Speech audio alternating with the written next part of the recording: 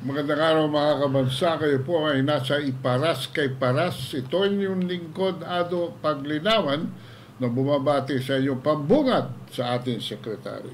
Magandang hapon po, Paring Ado. Magandang hapon naman muli sa ating mga kababayan na lalong maghihirap, Paring Ado.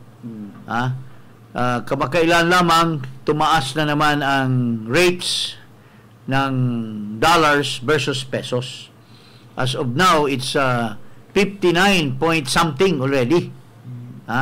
So ano bang kahulugan yan sa ating mga kababayan na mga mahirap?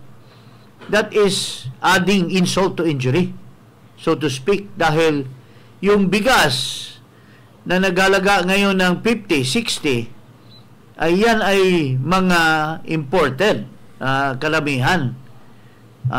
Yung mga sibuyas, yung mga asukal, hindi naman natin magagampanan ang self-sufficiency sa ating bansa. So most of these products, mostly yung kinakain araw-araw ng ating mga kababayan, lalo na yung mga mahihirap, ay inaangkat po yan. At dahil sa pagtaas ng dolyares, yung halaga, yung rate versus pesos, ay lalong maraming pera na Philippine money ang gagamitin para i-import itong mga goods na to. And that means that the effect to the public will be the products that are being sold in the market will be more expensive. Parang domino effect yan eh. Yes. Babagsak therefore ang ating gross domestic product dahil ang pag-angkat ng mga bilihin from abroad will increase and therefore reduce our trade income.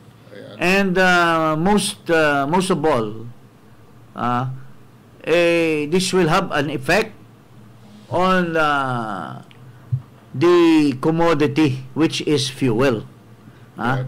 Kasi angkat din yan eh. Inaangkat natin ang ating gasolina, ang ating krudo. Kung mahal ang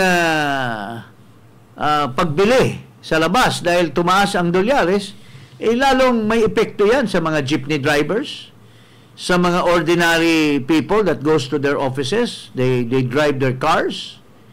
This will have all effect to the Filipino people.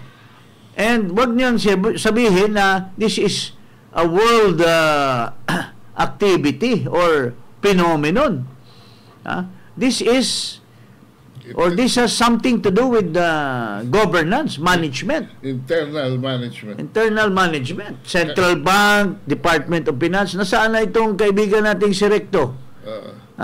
Kaya nga ang forecast ng Bank of America ay things will get worse before it gets better. Baka inaatupag ng ating Department of Finance leaders or mag-aabang ng mga artista sa Viva Max. Baka yun ang inaatupag nitong mga tao na ito, kaya hindi nagagampanan yung obligasyon sa pagpababa ng rate ng dolyares as far as the Philippines is concerned. Having said that, Secretary, this is why budgeting is life and death situation ngayon sa karamihan ng Pilipino. Yes, because the budget should be used for higpitan ng sinturon. Pero kung gagamitin mo pang eleksyon, gagamitin mo sa mga iilan lamang na maging benepisyaryo nitong AKAP, nitong sinasabi nilang AX, hindi yan pupunta sa bulk of the Filipino people. Pupunta lamang yan sa mga kakampi ng politiko. Non-productive yan na tumatakbo. Kasi ang mga tao or mga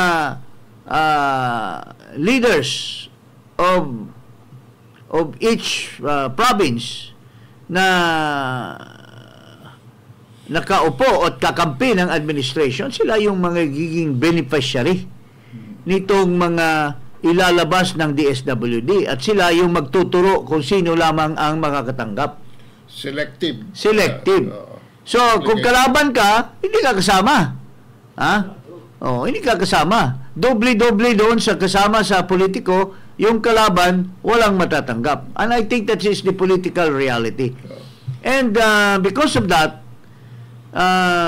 maraming nagagalit ngayon dahil dito sa kabulastugan na nangyari dyan sa Bicameral Conference Committee. Naharap-harapang broad daylight.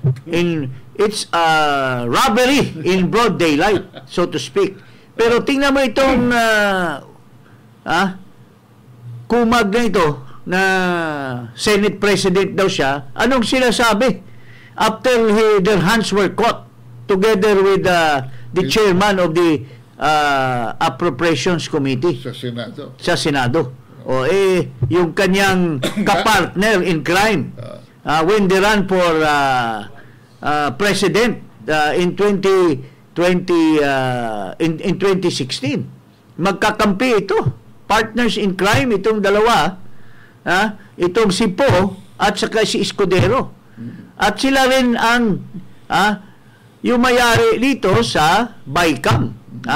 They were the Senate President and the Chairman. Sila lang ang dumadali at nakipagsabuatan sa House of Representatives. Ito, pakinggan natin itong Kilay Escudero na ito.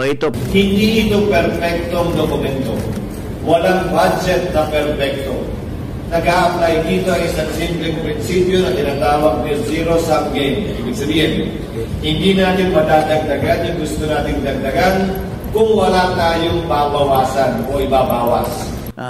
People like me who know the kind of person this guy is, even when we were in the House of Representatives, magkasabay kami niyan, parating may willing dealing ito, si Escudero. He had willing dealings with the majority floor leader, and so on and so forth. At ngayon, may willing dealing na naman dito sa BICAM. And katabi niya yung kanyang kasabwat. This is the new Bonnie and Clyde of our republic. And tingnan mo, wala daw perfecto na budget. Ikaw lang nagsasabi niyan, Mr. Escudero. Kung gagampanan yung trabaho nyo at walang wishy-washy at walang willing dealing, magiging almost perfect or perfect ang budget. Pero sa kabulastugan na ginagawa nyo, galit na galit si Amy Marcos. Pakinggan natin si Amy Marcos sa kanyang kayo ang pinapatamaan dahil nakipagsabuatan kayo sa House of Representatives. Hayaan mo yung House of Representatives dahil talagang may agenda sila from the beginning. They were transparent. Pero kayo, nagmamalinis, pero at the end of the day, nayari din kayo. Why? Because mayroon kayong agenda. Your hands were caught in the cookie jar. Mayroon kayong agenda. Hindi lang yung akap na 5 billion sa inyo, 21 sa kanila. Last budget year, a very high official of the House has intimated to me na bawat senador may 3 billion na naka-allocate sa kanila. Maliban pa sa AKAP, maliban pa sa AX na mayroon din kayong yung kamay nyo is also in the cookie jar. May 3 billion pa na extra. And that is in the Department of Public Works and Highways. So, ngayon, hindi natin alam kung 3 billion pa ba. Baka, dahil sa willing dealing nila sa BICAM, baka every senator has that much, more than 3 billion in the DPWH. Dahil dinagdagan nila ng 281 billion. Lumampas sa 1 trillion ang Public Works budget, mga kabansa. In violation of the Constitution, whereby it says that the education sector should have more in the budget. But ito, pakinggan natin si Ginang Amy Marcos at let's listen to her carefully. Itong kanyang talumpati doon sa Senate floor. And ang pinapatamaan nito yung si Bonnie and Clyde, namely Escudero and Grispo. Ito, pakinggan po natin. A caucus among the senators was held on the 26th of November 2024. This would have been a good time to discuss the concerns that I and many of my colleagues had on the transparency of the BICAM process. To my disappointment, the budget was not even raised in the caucus. On November 28, 2028, the first bicameral conference meeting was finally conducted. Senator Bato de la Rosa manifested that before the members of the BICAM be asked to sign the BICAM report, they must first be given enough time to read it over and over again and check everything para hindi naman tayo magmukhang tanga after signing. Senator Grace Poe acceded to his request. Notwithstanding the request of Senator Bato and the agreement thereto of Senator Poe, no BICAM report was given to me and many, if not most of my colleagues before the date designated for the signing of the BICAM report. Dumating ang ika-11 ng Disyembre, ang petsa ng pangalawa at huling BICAM meeting. Uulitin ko po, ang ikalawa at huling meeting nitong BICAM na ito. Minabuti kong hanapin ang mga papeles at dokumento bago sana magsalita at magbigay ng anuman reaksyon. Ngunit sa kasamaang palad, hanggang ngayon lahat kami ay nangangapa sa dilim. Walang mga detalye o paliwanag, ni walang konkretong numero. Ang tanging hawak ko ay ilang datos ng DSWD na tila nilapastangan, sabay ang PhilHealth, sabay na rin ang DepEd. Kaya't sa kabila ng pagnanais kong makisama, hindi ako pumipirma sa kahit anong papel hinggil sa BICAM report na yan. At nagsusulong magbawas ng pera sa mga lehitimong proyekto para lamang ipasok ang akap, lakihan ng labis-labis ang MAIP, at pagpiestahan ang DPWH. Paano naman ako pipirma sa blankot kulang-kulang na papel? The majority of the Senate contingent signed the signature page of the BICAM report. However, several of the senators soon refused to sign the rest of the report when they saw the drastic and inexplicable changes reflected therein. It was only at 6:14 p.m., much later that day, that my office finally received through an email, apparently a signed copy of the BICAM report. At approximately 8:20 p.m., members of the Senate purportedly ratified the BICAM report viva voce of the 2025 General Appropriations Bill. Uulitin ko po, purportedly ratified. Malaking himala. Sabi nga nung dekada 70, ayos na ang buto-buto. Nakakalungkot ang nangyayaring ito. And we should all be disheartened by the manner our BICAM was conducted, by the means the BICAM report was ratified. It is, after all, a very important, perhaps the single most important piece of legislation we pass each year. Isang yumaong miyembro ng Senado ang nirerespeto ng lahat na si Senator Dominador Aytona, anak ng Bicol. Once defined the national budget, the General Appropriations Act, as the economic program of government designed for the people's benefit in numbers and figures rather than words and letters. This week, the greatest power of the legislature, the power of the purse, has been trivialized and wantonly squandered. Ito ba talaga ang BICAM report? Ang programa ng gobyerno para sa sambayang Pilipino na hirap na sa buhay? O para sa kapakanan ng iilan lamang? I also attempted to obtain a CCTV footage of the reported ratification of the 2025 BICAM report. For some incomprehensible reason, the Senate Secretariat refused to oblige, alleging that a non-existent data privacy regulation prohibited my being provided a copy. They seem to forget that sessions in the Senate are public and are even live-streamed nationally. Nonetheless, the transcript reveals that the viva voce voting was conducted. Did we bother to ascertain how many senators were actually present on the floor at the time? I certainly was no longer there, and so many other senators had determined to depart. Would it have hurt to check if, as a parent, on so many other online videos, there were a mere 13 members present? As already pointed out, some of the members of the Senate only signed the signature page. After years as the Appropriations Vice Chairman for the opposition in the House, I know that it is custom and tradition as well in the Senate to sign each and every page. And since some of the senators, having never seen the BICAM report until that instant, refused to sign all the pages in the Senate copy of the BICAM report, would it not have been prudent to determine why did they refuse before proceeding to ratify it? Napirmahan nga ba ito? O isa na namang himala ang buo, kompleto, kada pahinang pagpirma ng mga senador natin? More disturbing is the fact that the BICAM report was ratified even though at the time there was no final version of the 2025 GAB report.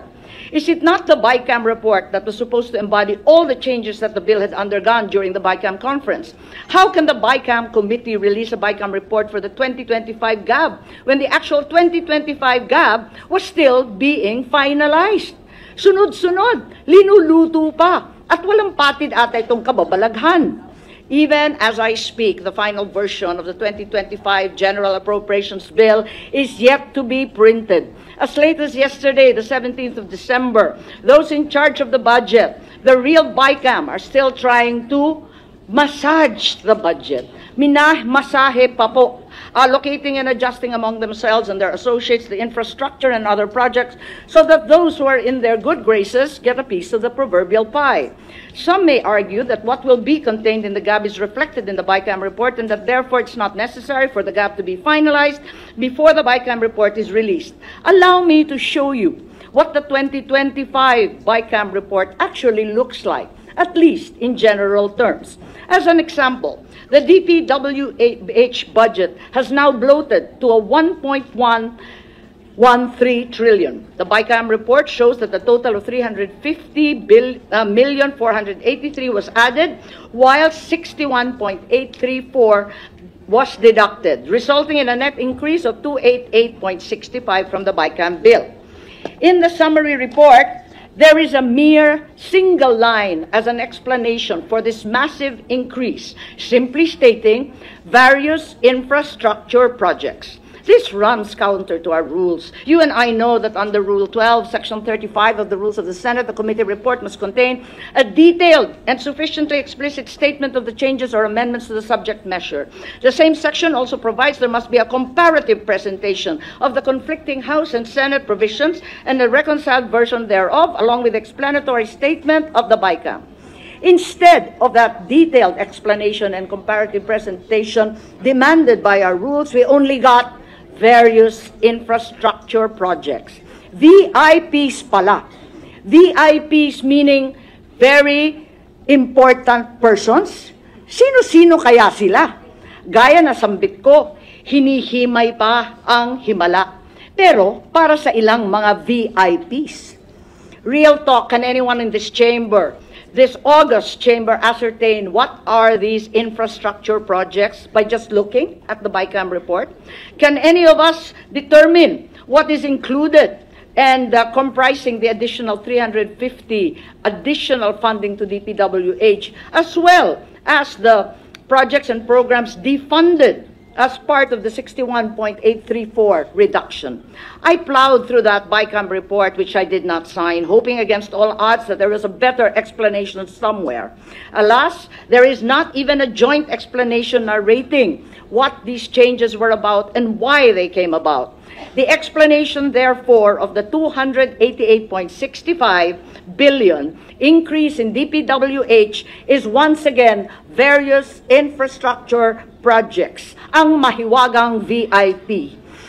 Ang hinihimala pa nga, very important persons, very important party list kaya? When we were asked to sign the BICAM report, did any one of us have any idea what specific projects were being funded? If our job is to decide which programs or projects are funded, then we are remiss in fulfilling our obligations by approving a BICAM report that explains the 288.65 billion increase in DPWH with just 3 miserable words. Habang masusing sinusuri ng ating mga kababayan ang bawat detalye ng kanilang resibo sa grocery, ang bill sa kuryente para tiyakin tama ang bawat sentimo kanilang binabayaran. Tayo naman dito sa Senado ay tila kontento ng pumayag sa 288 bilyong dagdag gamit lang ang 3 matalinhagang salita, VIP, various infrastructure projects. So, marami pa yan. Ha? Makahulugan na pananalita Very important. si Madam Amy. Whatever you say about her, whether pakulo lang niya ito, pasaling lang, or propaganda lang, but the substance of what she's saying is the more important matter. It does not mean na yung persona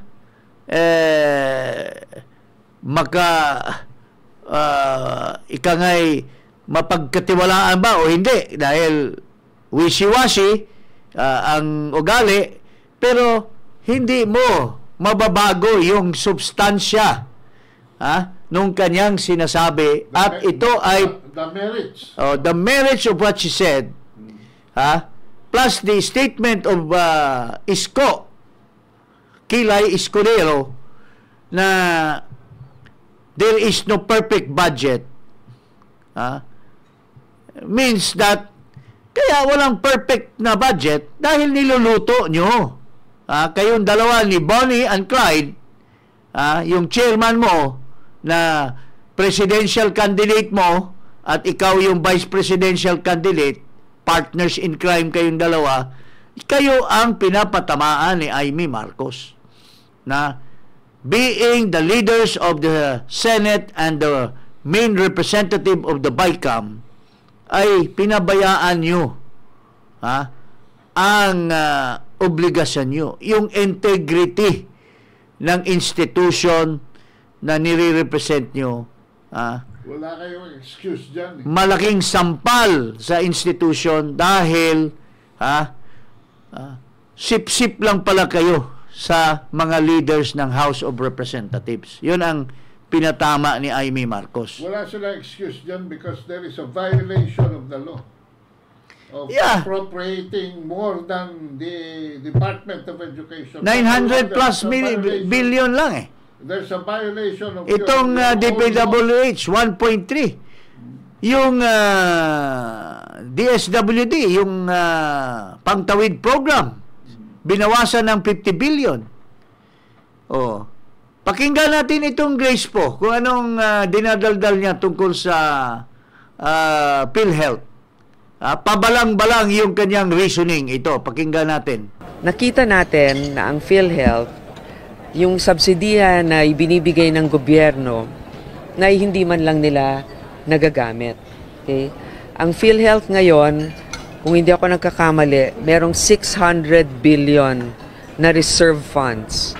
Nakadeposito lang yan sa, ewan ko kung anong account nila nilalagay, but definitely kung anong kinikita niyan, mas maliit pa mas mababa pa sa inflation. So, lugi pa yung gobyerno. So sa ngayon, ang PhilHealth ay hindi nabigyan ng budget sapagkat kailangan nilang gamitin muna yung kanilang reserve funds na, kung nakikita ninyo, marami nang nagagalit dahil hindi nabibigyan ng tamang reimbursement, hindi mabilis ang pagka-reimburse.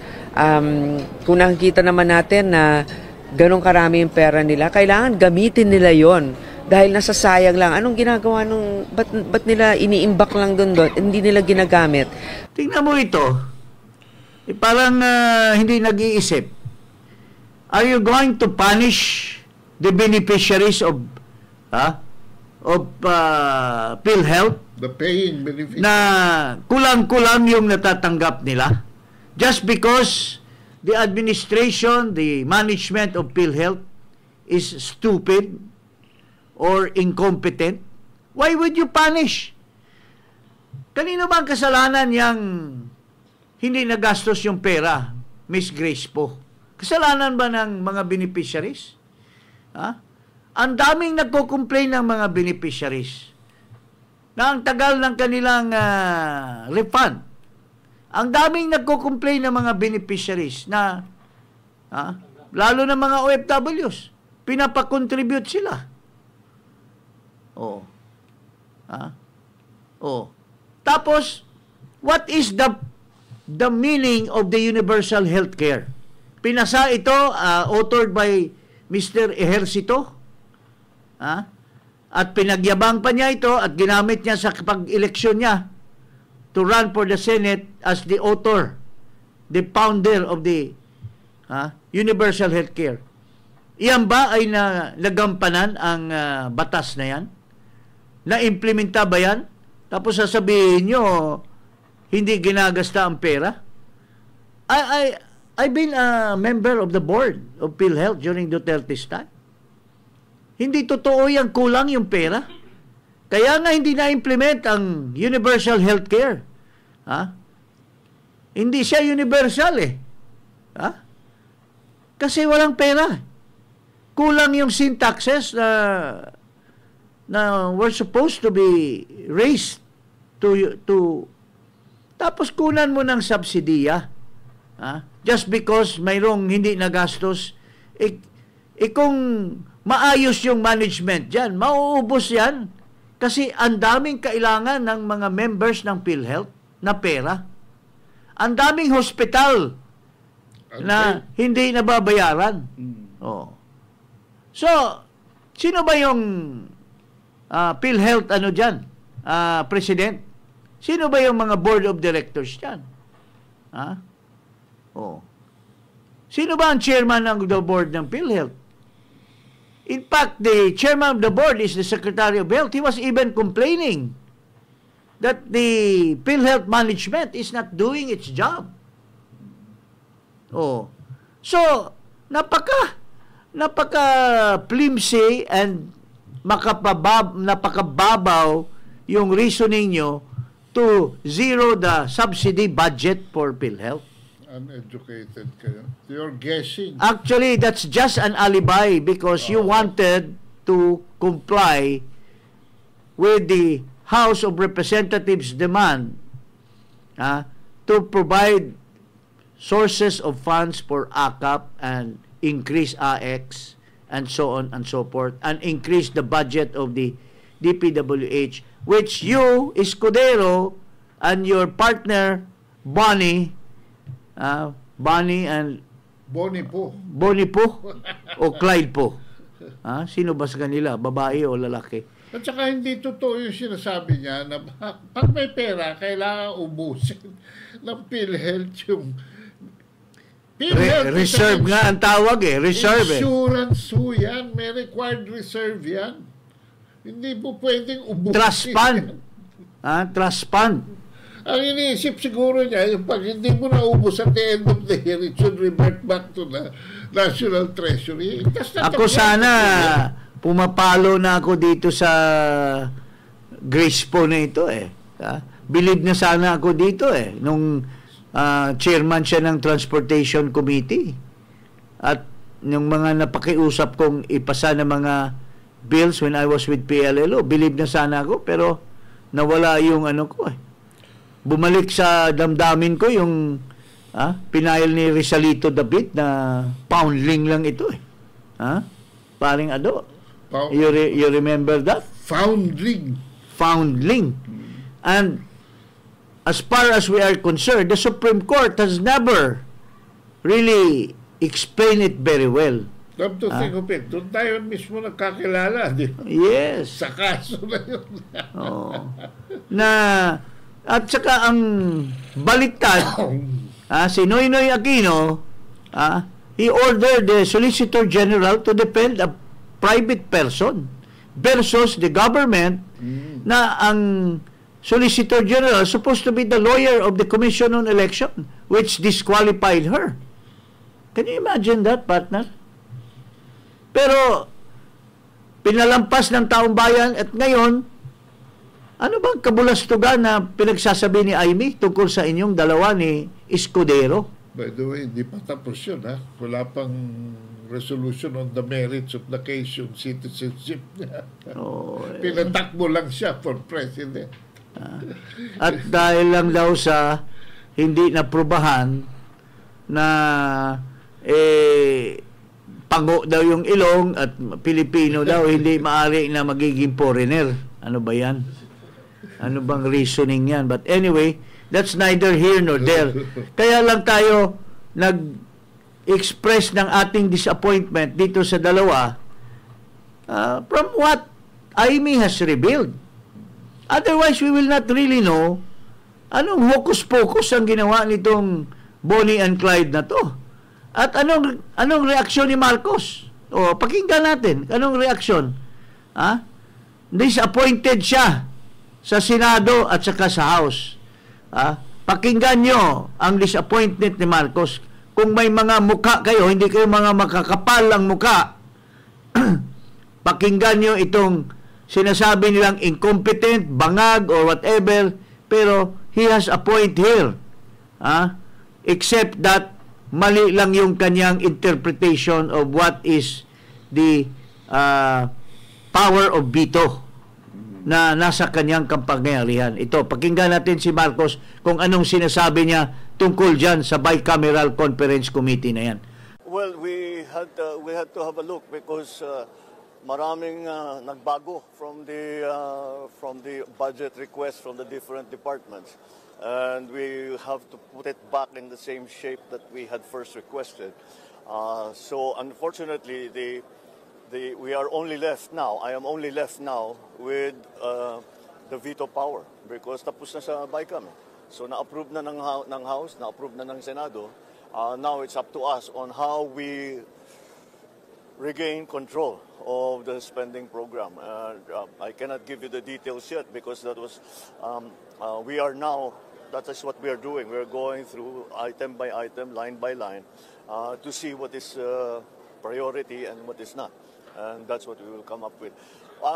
We were originally scheduled to sign into law the GAA tomorrow, 20th. Pero mukhang hindi kami matatapos pa at that time. So I cannot give you a date because it will take as long as it will take. But I want to be very, very sure that the budget for 2025 is directed at the important projects that we have prioritized, number one. And secondly, that there is a stronger safeguards on the spending for the different projects. Kaya baka mag-assess na naman tayo ng mga project na pinasok na sa insertion. Because yung insertion na ginawa ay hindi naman kasama yun sa budget request. Sa makatuwid, partner, Ado. Can you imagine the President criticizing the BICAM? Criticizing the budget process na yung original na sinabit ay they bungled it.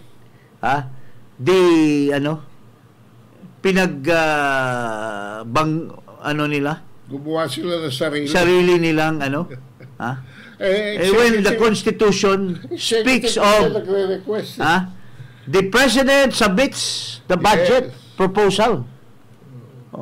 Ngayon, parang lumalabas na ang House at saka ang Senate, sila na ang executive. Hindi na kilala ni Presidente yung budget. Sila na ngayon ang mga cabinet kasi sila na ngayon nagdidikta kung ano ang kinakailangan ng mga executive departments. Sila na ang BIP. Sila na ang may say kung anong dapat i-implement ng executive department.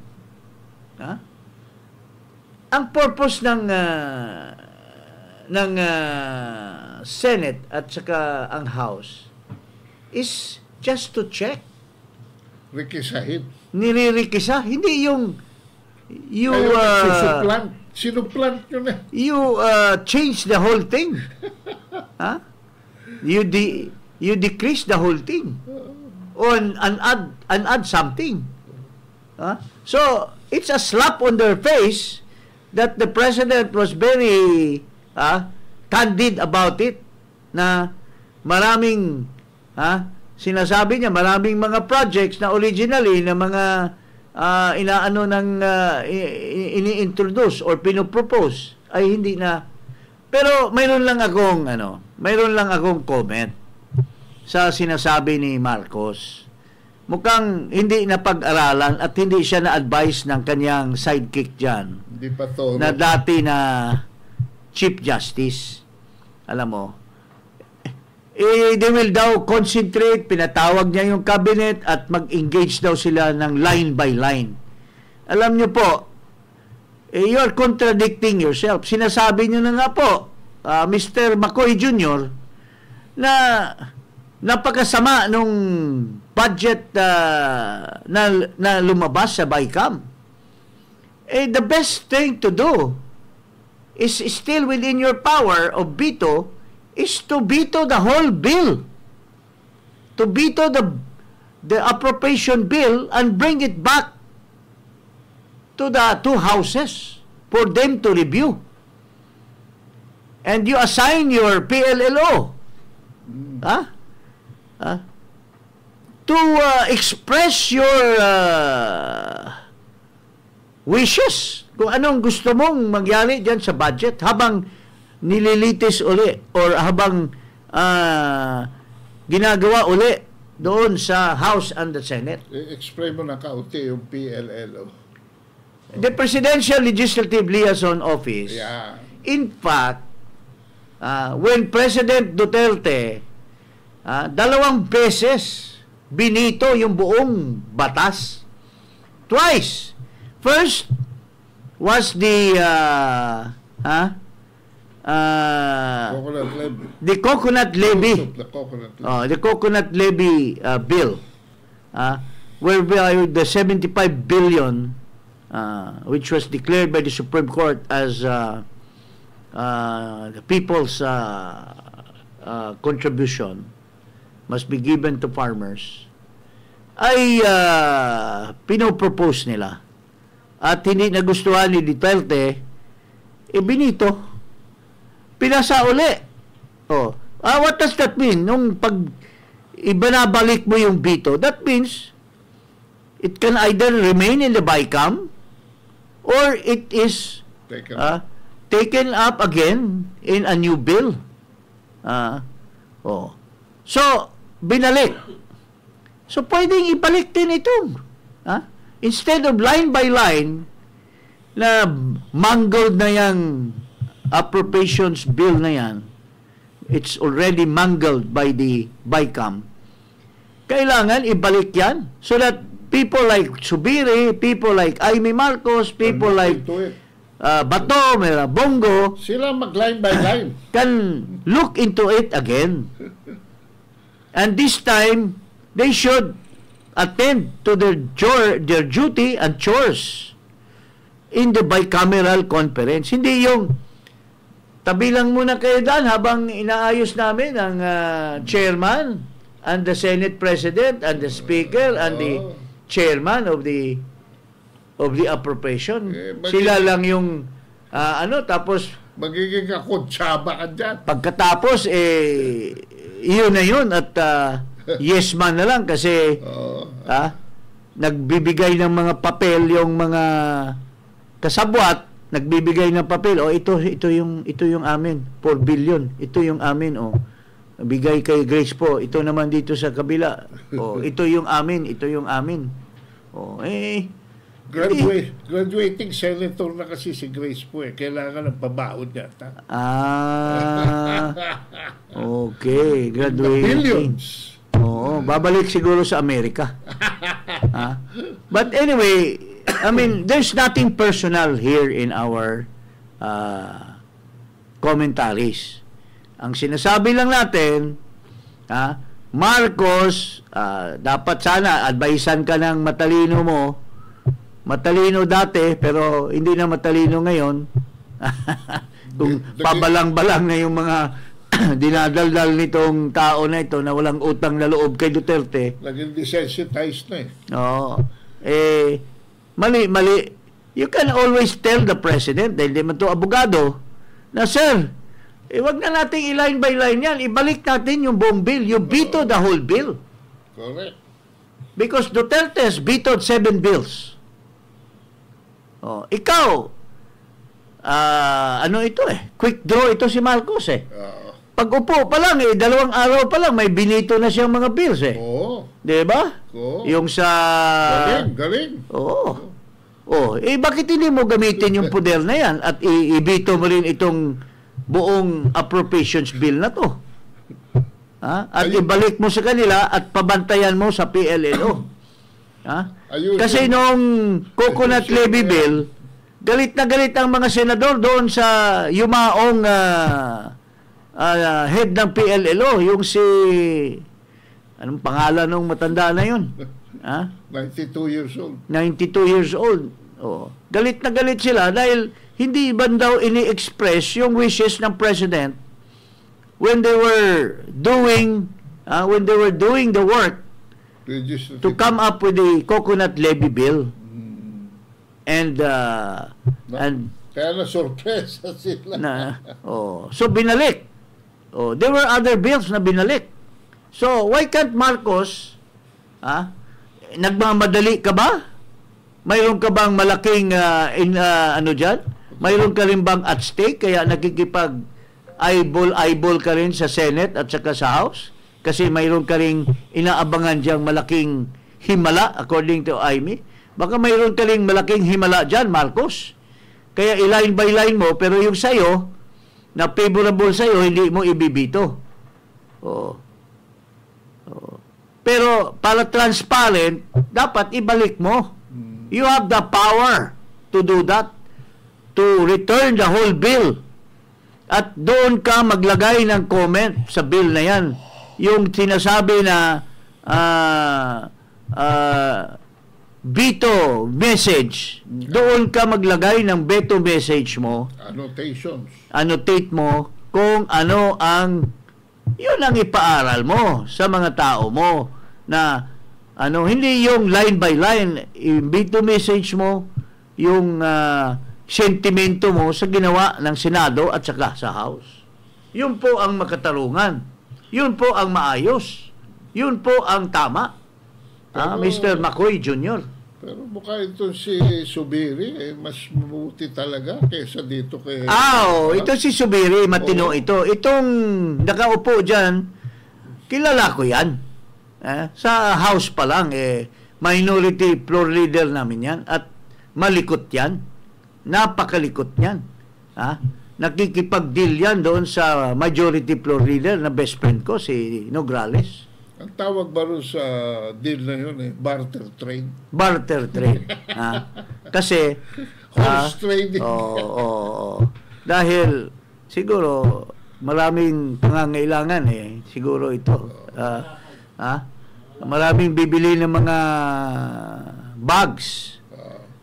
Mga pabango. Baka mahal ang pasahe sa Paris. Kaya siguro ganun ang ugali nito. Hindi niya pinapairal yung kanyang liderato, unlike Mig Subiri. Pakinggan natin si Mig Subiri. Hindi, yung BICAM natin, opening lang, tapos meeting ulit para i-approve. Diyan lang kami. Open BICAM. That's why ako, it will be my first and my last sponsorship of a subcommittee on finance. Parang ayoko na kasi kung gano'n lang naman. Pero sir, para kay, di ba? Sir, hindi sinabi niyo yung mga details nung na-approve ng transparent. I don't want to impute any malice, pero sila na lang ang tanungin nyo. Pero yun lang, I'm just stating the fact. We met in, anong hotel ba yun? Marriott ba yun? Sheraton. We met in Marriott to open, and then sabi nila, technical working group, ang balita sa akin ay magkita na lang tayo sa or the last meeting which was in Manila Hotel. So, yan, very revealing Technical working group ang gumagalaw. Pero, under kay Grace po at under kay yung representative ng House of Representatives. So, sino nagkuntsabahan dyan? Di sila. Sila. Alam mo, pare, I was not born yesterday. When I was in the House, ang aming chairman noon ng appropriation was a very, very honest, a man with integrity, no other than Bibit Duabit, na hindi gumagawa ng hanky-panky. At alam ko, he was supported by expert. I can still remember si Cecil, si G, mga matitinik ito. Kung anong imamando ng kanyang chairman, talagang ginagawa. Kung sabing, yariin mo yan dyan, yariin. Ha? Pero, kung maayos yung chairman ng Senate, ay hindi lalabas yung in-speech niya, Amy. Hindi lalabas yung sinasabi ni Mig Subiri na nag-open lang at close na, butuhan na. Tsaka, there is actually something that will raise eyebrows here. Why? Sinasabi ni Amy, yung mga pirma, it was approved in the floor, in the plenary, to ratify the BICAM approval, pero walang mga pirma. Ha? Walang mga pirma at walang mga attendance. So, Marcos can also raise that issue na the process was marred with unconstitutionality. Ha? Hindi lang yung automatic, makakasabwat ka, Marcos, sasabihin mo lang, line by line na lang natin to, pero may... Aregluhin natin to. Aregluhin na lang natin ito. Sige, bulong na lang kayo sa gusto nyo at yun ang ilalagay namin. Pero para transparent, yung hinihiling ni Amy, ibalik. No, dapat ibalik. That is the demand of your sister. Sana sumunod ka sa kung may credibility man o wala yung sister mo, pero this time, she meant well, dapat sundin mo. Makinig ka naman sa matalino mong sister. Magkapatid ba talaga kayo? Hindi. Hindi. Kasi, bakit siya matalino? Bakit ikaw hindi? Kaya sumunod ka sa kanya dahil matalino siya. Di ba, paring Ayan. What do you think of that? Oo. Dapat gawin to ni Marcos, ibalik ang bill, bito at ibalik sa both houses of Congress. At saka ipaliwanag yung sinasabi na ang daming pera ang PhilHealth. Dapat himayin yung argumento na yan because kulang yung pera na yan. Kung talagang i-implement yung mandate ng universal healthcare, mandate ng PhilHealth, at saka pinipilit na mag-contribute ang mga OFWs. In other words, pinipilit mag-contribute ang mga tao, pero hindi man lang sapat yung nakukuha nila pag na-hospitalize sila. Ang kapranggot lang yung ang laki ng share nila at ang liit lang yung sasagutin ng PhilHealth. So there's something wrong in this, and this should be part of the scrutinizing process na pagbalik dito. Hindi ka tanggap-tanggap ang explanation nyo dahil ang sinasagot nyo sa taong bayan ay propaganda, hindi reasonable. Importante, Secretary, na ito ay maiayos ni Bong Marcos dahil sa numbers na ngayon. Pakita natin yung numbers na uli para mahimasmasan siya. Dito sa approval and disapproval rating niya, makikita natin, no? Na -5 ang kanyang net approval at ang net trust niya ay -21. Pag hindi mo inayos itong pagbito dito sa buong bill, baka ikaw ang ibito ng taong bayan. Yan ang problema. Ayusin mo. Huwag yung moro-moro. So the best alternative is to bring it back to where it came from. Yun dapat. Sa proseso. Proseso mo. At besides, hindi lang yang kabulastugan. Maraming unconstitutional. Yung una lang yung the fact that you violated the constitutional mandate that education shall have more top budget, I think.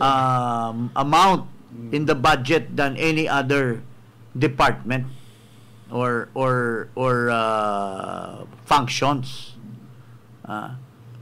So, yun po, yan pa lang i-raise din yan yung issue na yan sa Supreme Court. Oh. Yung issue na walang yung pirmahan, hindi pa nakapirma yung iba, inapprove na. Violation of Senate rules. Oo. In fact, kamakailan lang nung last year, I think si Pimentel nag-file ng question sa Supreme Court, yung binabago yung yung wordings doon sa appropriations bill. Binabago, niluluto. Tsaka yung identification ng various infrastructure products. No, yun. Ano yan? Pangalawa, yan. Dapat kasi line by line yan Hindi pwedeng lump sum Hindi pwedeng various infrastructure project. Binabawal na ng Supreme Court yung Correct. It must be identified kung anong mga projects yan that comprise the additional 288 billion. Ano bang mga individual projects yan? Para makita ng tao, ano bang urgency ng 288 billion? Baka mamaya flood control projects na naman. Sinasabi nga ni Bongbong Makoy Jr. na binago ang kanilang hinihiling. Dinadagdagan yung hindi naman dapat dagdagan. Ang dapat dagdagan, binabawasan. Ano ba naman yung kalukuhan na yan? So, yun po ang namin, ang concern namin, and ang matindi dito, may isang matapang, whether she is credible or not, pero yung substance ng sinasabi niya are based on evidence. Kaya yung mga ni-raise ni Amy Marcos in her privilege speech should be listened to by his brother or by her brother who is medyo slightly malayo sa kanyang utak, ang pag-uutak nitong Marcos na to. But just the same, pakinggan si ate dapat. Paring Ado. Okay. Huwag kalimutang mag-subscribe dito sa Iparas Kay Paras at i-click ang notification bell ng YouTube channel ko at Ado Paglinawan. Kayo po ay nasa Iparas Kay Paras. Iparas Kay Paras.